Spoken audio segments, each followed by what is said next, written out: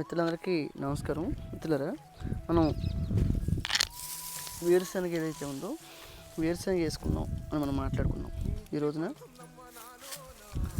శ్రమించే సోదరిమణులు ఎవరైతే ఉన్నారో వాళ్ళందరినీ పెట్టి ఈ రోజున వేరుశనగ ఏదైతే ఉందో అది మనం అందరూ కూడా వేరుశనగ కోయడం.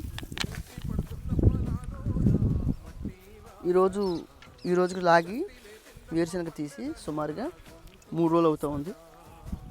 మనకేంటంటే ఈ చుట్టుపక్కల విపరీతంగా పక్షులు పెడుతుండడం, వాటి కోసం ధాన్యం ఉన్నప్పటికి కూడా ఈ వేరుశనగ మీద ఎక్కువ దాడి చేయడం, మనం ఏంటంటే ఇంకా ఒలిపించుకుని ఆరబెట్టుకున్నాం అన్న ఆలోచనతో ఇది మొత్తం కూడా ఒలిపించేయడం జరుగుతుంది.